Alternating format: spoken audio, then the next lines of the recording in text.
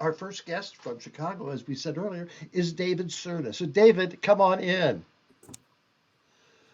Hello there, David. Hi, Amber. Okay, so good to see you. So, tell me about your theater company. Well, Handbag Productions in Chicago is the only theater in the city that specializes in the lost art of camp and parody and ridiculousness. Um, but we started not caring what actors play what gender, and that was because I wanted to be the leading lady.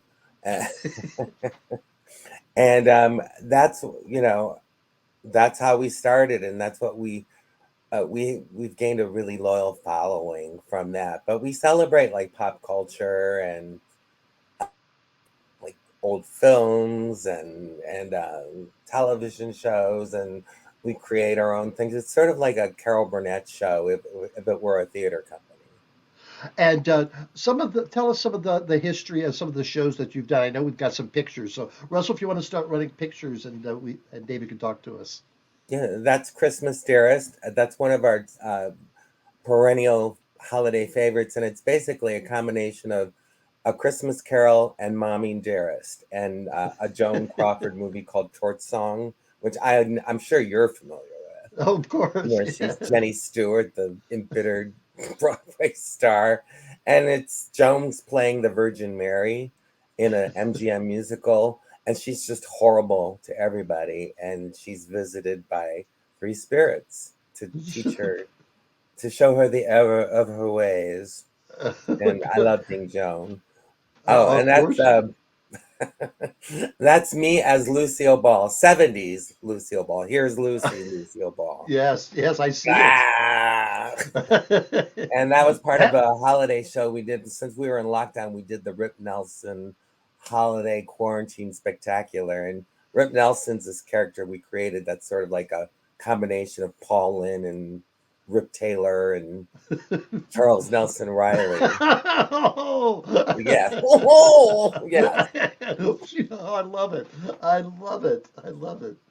Oh, I think we can know which one this I is. think you can guess what this is. Yes. We started this 4.5 years ago, and it's called the Golden Girls, the Lost episodes, and they're all original episodes.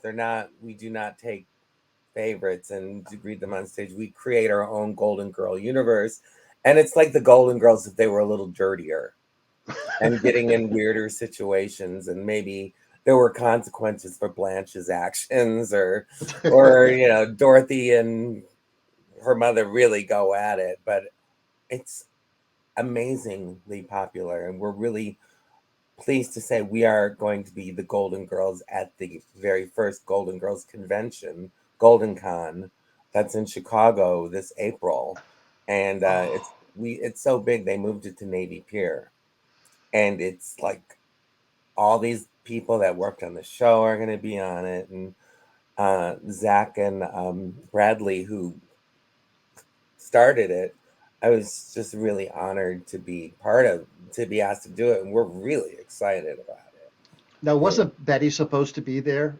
I had heard that well, she she was. might have, yeah, she might have.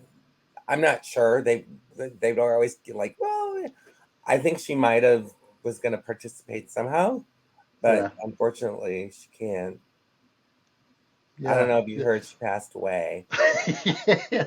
I think that was in my news feed once or twice. Yeah. Yeah, it was a shock.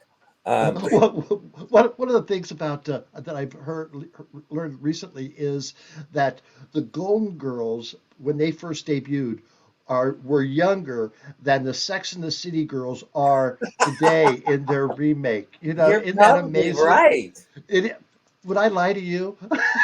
Well, it's really funny because now I like 4 years ago I felt like, oh, I'm too young to be I played Dorothy, and Of now I'm like, course. yeah, and now I do feel like I'm at the right age to be Dorothy, and I kind of am a Dorothy, and the people in the cast, we're all ensemble members, and it kind of fit. And the guy who plays Rose is amazing. He it's beyond an imitation. He makes all these amazing choices, and we have a good time because I think people appreciate it because they're new episodes. Like So tell me about your current project, the Drag we are Seed. doing a show called The Drag Seed, which was 2.5 years ago we did it. It's very popular, and it's a parody. It's based on The Bad Seed, Yeah. and it's about a little cisgender boy, Carson, 11 years old, who wants to be on RuPaul's Drag Race. Huge, he's a drag kid, and he will do anything to get that crown. And so, much like Rhoda in The Bad Seed, when Carson doesn't win the drag pageant at the school, he goes to great lengths to get the crown, which includes maybe hurting another classmate. Now, how old is the person playing the drag kid? Patrick, I think, is 23. Oh, okay. So that's young to me. That's a Yes, he's a child. kid. Yeah, we couldn't have a kid play that part. No. It's a little adult. And the landlord is an former drag queen from Calumet City, Illinois, Miss Charles, and that's me. I'm the upstairs. I was Miss Calumet City of 1980, You did that 2 years ago in Chicago, and yes, and and somebody from La Mama saw it. La Mama in New York City came to tell us see more it. about La Mama for those who La may not know. Mama Experimental Theater is like a legendary theater in New York that um, nurtured all these fringe theater. And one of the fringe things they nurtured is theater of the ridiculous with Charles Ludlam, and so we are going to be performing there, which is sort of like a dream for us. And it's going to be the first 2 weeks of April. Oh my, how exciting! Yeah. Yeah, we didn't have to pay an application fee or nothing.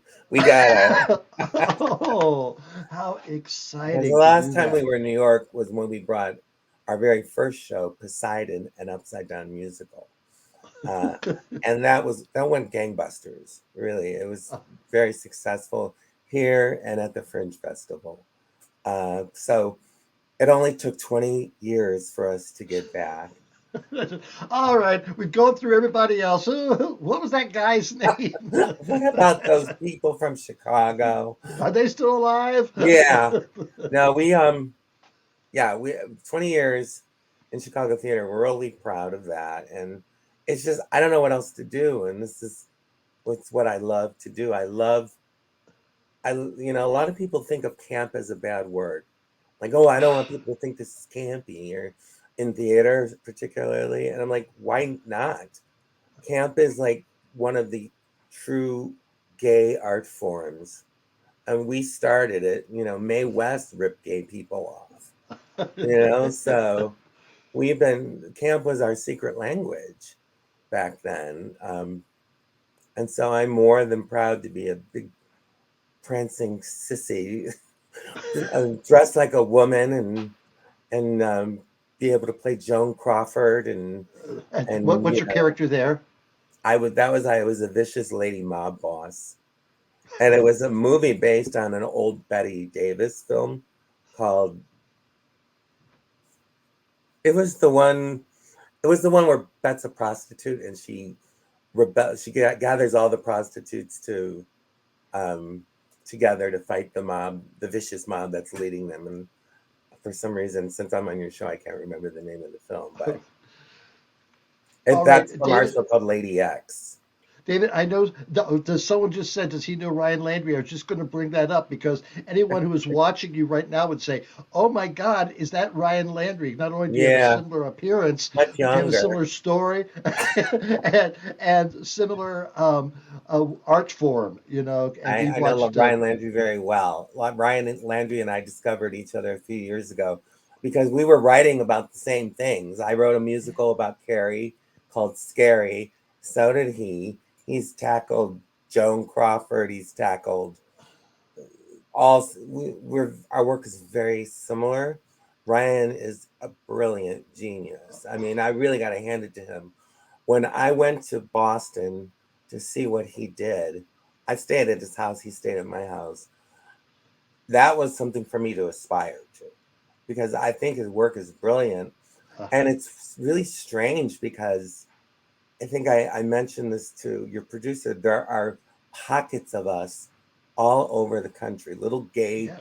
campy companies that do Carrie, Joan Crawford. They do, we've done Rudolph the Red-Nosed Reindeer, the Rankin Bass special. They do Poseidon, or it's just the same subjects. And I'm getting older, so I'm looking forward to seeing younger people do like Yeah. Gossip Girl parodies, or whatever movies they think, like Teen Witch, or Well, the sometime you and Ryan need to collaborate on a we've production. talked about that. That that would be great. That would Yeah, be we great. I'd we, be we think we'd be perfect Hudson sisters. oh my God. Can you see Blanche Ah, as Betty and Blanche. me as Joan? Yeah. Oh, oh, I see it. I see it. Well, thank you so much, David. Stick around. We're going to have you come back and talk to our other guest, a friend of yours as well. Oh, he's So so thank you. handsome. Thank you. Thank you. Thank Thank you, you. Amber.